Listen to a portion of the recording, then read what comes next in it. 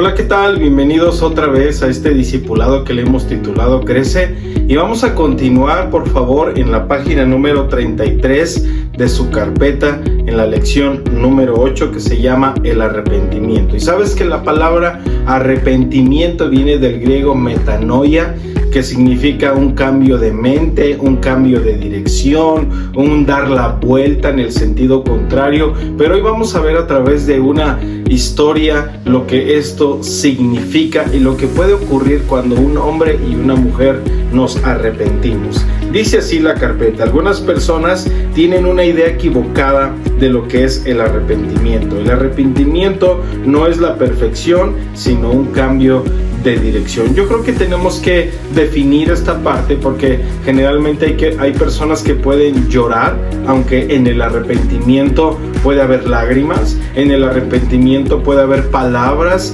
que digan o mencionen las cosas que queremos cambiar o queremos modificar. Sin embargo, el arrepentimiento siempre va a tener un fruto que va en una dirección contraria a lo que estábamos haciendo, un cambio de mente, un cambio respecto a cómo vemos las cosas. Me queda muy claro, por ejemplo, cuando Jesús sana a un enfermo que hacía 38 años que estaba enfermo. Él recibe su sanidad cuando Jesús le dice: ¿qué es lo que necesitas? Y él le dice: es que no puedo entrar al estanque cuando viene el ángel, otros entran antes de que yo lo pueda hacer. Y Jesús le dice: toma tu lecho y vete a tu casa. Y en ese instante es sanado, pero instantes después se encuentra con él y le dice: mira que no peques más, no sea que te venga algo peor. En el caso específico de esa persona, el pecado era lo que lo había llevado a esa condición. Y creo que Jesús es muy claro cuando le dice: mira, no peques más, no sea que te venga algo peor. En otras palabras, si no había un cambio en su opinión respecto al pecado, si no había un cambio de mentalidad respecto a lo que él estuvo haciendo o practicó antes de estar en esa condición, pues seguramente algo peor le iba a acontecer. De la misma manera puede acontecer con nosotros. Si no tenemos muy claro qué significa el pecado, qué significa las consecuencias que este genera, y por supuesto lo que significa hacer ese cambio de mentalidad, lo que significa cambiar esa dirección, pues probablemente nos volvamos a encontrar en problemas. Pero mira lo que dice la carpeta. Vamos a hablar de la parábola del hijo pródigo. Ahora, aquí quiero aclarar algo: que la Biblia, los autores, los que escribieron las escrituras, no le pusieron la parábola del hijo pródigo. Son los títulos que le asignamos nosotros para ir dividiendo las escrituras, pero también algunos coinciden en que esta parábola también pudiera llamarse la parábola del padre amoroso, y lo vas a ver y te lo voy a explicar en unos momentos más. O del hijo perdido.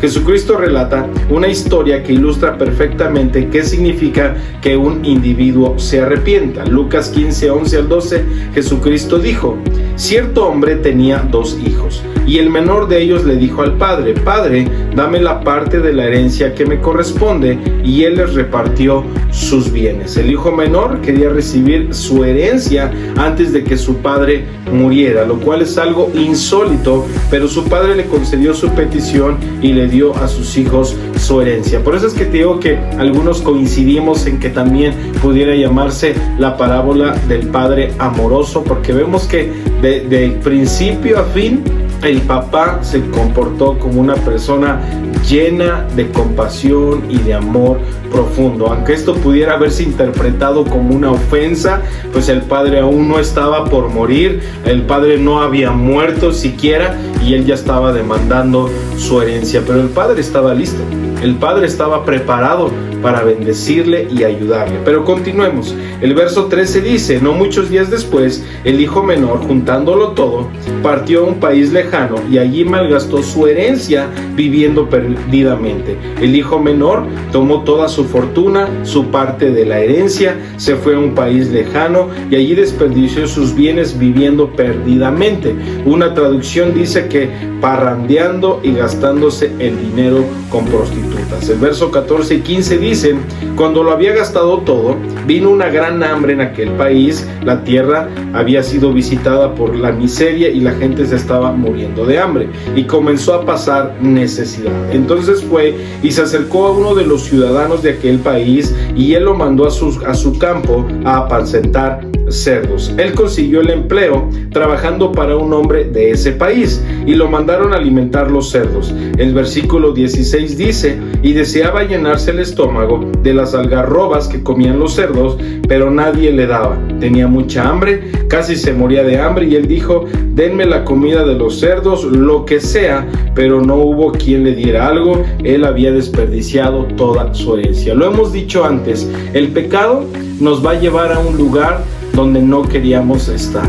El pecado nos hará pagar un precio el cual no estábamos dispuestos a pagar, y el pecado nos hará esperar más tiempo del que queríamos esperar. Así que debemos tener mucho cuidado. Este chico estaba experimentando las consecuencias de las decisiones que había tomado, pero no perdamos de vista, el Padre amoroso como quiera le había dado todo lo que le pertenecía como una herencia. El versículo 17 dice: entonces, volviendo en sí, dijo: ¿cuántos de los trabajadores de mi padre tienen pan de sobra, pero yo aquí perezco de hambre? Una versión dice: cuando recobró el juicio. Dicho en otras palabras, los trabajadores de su padre tenían más comida de la que necesitaban, y él se estaba muriendo de hambre y tomó una decisión, se arrepintió. Nuevamente, quiero que lo mires. Estamos hablando de la parábola del hijo pródigo, del hijo perdido, del padre amoroso, y vez tras vez relucen los atributos y el carácter del padre. Un padre amoroso, un padre bueno, un padre de abundancia, un padre que no tiene carencias. Aún dice el joven: en la casa de mis padres todos los trabajadores tienen abundancia. Yo creo que en ese momento incluso el mismo pecado no nos permite ver lo bueno que es nuestro Dios. Siempre el pecado va a distorsionar la imagen correcta de quién es Dios. Dice la carpeta: el arrepentimiento es un cambio en la manera de pensar, un cambio de actitud que hace que una persona mejore su comportamiento y que tome una nueva dirección. De la misma manera, al nosotros arrepentirnos cuando hemos fallado, no solamente podemos ver la bondad de Dios, sino que surge en nosotros el deseo de regresar a Él, así como lo hizo este joven. El versículo 18 y 19 dice: me levantaré, iré a mi padre y le diré: Padre, he pecado contra el cielo y contra ti, ya no soy digno de ser llamado tu hijo, hazme como uno de tus jornaleros. Padre, hazme un esclavo. En otras palabras, he pecado contra ti, he desperdiciado tus bienes, he pecado en contra de Dios, solo te pido que me hagas como un esclavo. Entonces él se levantó y fue a su padre. Si te das cuenta, cuando estamos arrepentidos, eso no nos hace alejarnos de Dios o alejarnos del Padre, sino más bien venir de vuelta a Él. ¿Por qué? Porque estamos reconociendo los atributos de su carácter, su temperamento, su corazón. No nos hace apartarnos de Él, sino más bien acercarnos a Él. Por eso personas se equivocan. ¿Recuerdas la parábola de los talentos? Cuando viene el Señor con aquel que enterró su talento, le dice: ¿por qué no hiciste nada? Y él dice: porque te conocía que eres hombre duro y que cosechas donde no sembraste. En fin, tenía ideas equivocadas acerca de quién era el Padre y por eso actuó de maneras equivocadas. Pero al tener un concepto correcto de quién es Dios, pues podemos acercarnos a Él con confianza. El arrepentimiento es más que un simple cambio de actitud, un cambio en la manera de pensar, un cambio de opinión que conduce a la persona a actuar con base en lo que cree, a que mejore su comportamiento o dé marcha atrás en una dirección contraria y que tome la dirección correcta. Todos nosotros hemos dejado a Dios, a nuestro Padre, el Padre del cielo, nuestro hogar, y la Biblia dice en Isaías 53:6: todos nosotros nos descarriamos como ovejas, cada cual se apartó por su camino, pero Dios en su misericordia misericordia,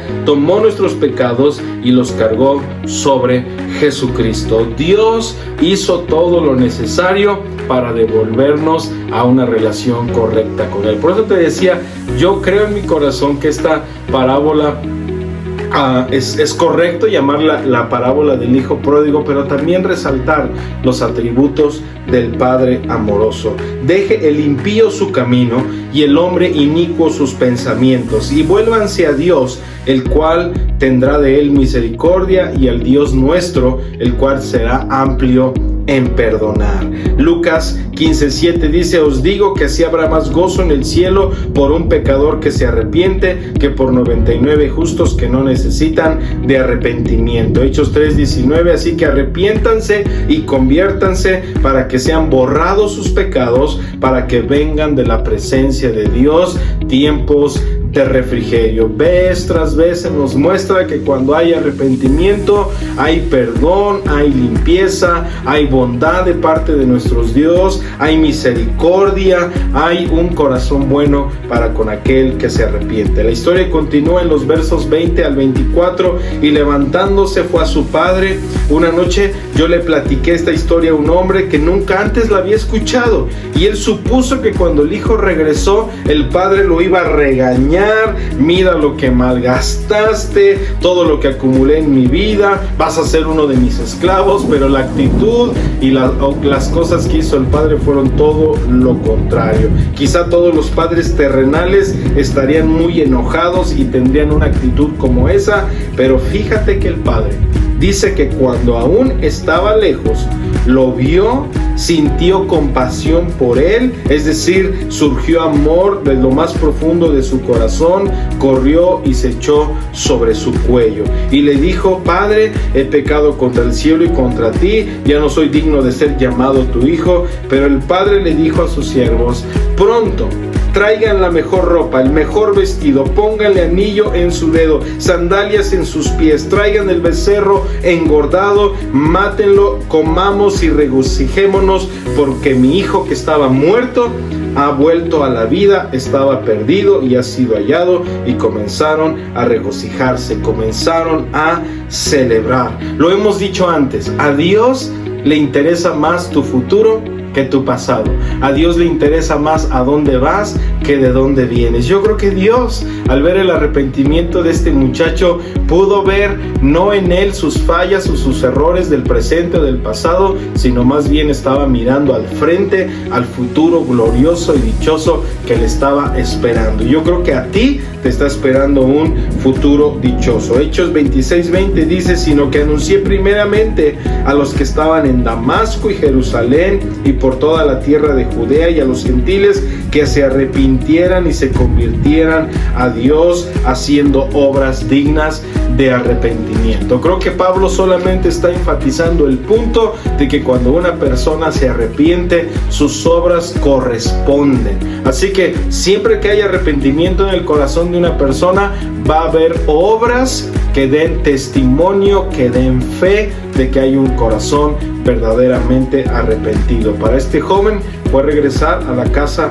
de su padre. En otra ocasión le dije a otro hombre que comentó: veo lo que Jesús está diciendo. Si me acerco al Padre Celestial buscando misericordia y digo: Padre, he pecado contra ti y no soy digno de ser llamado tu hijo, Él me aceptará. Por supuesto que estamos diciendo eso.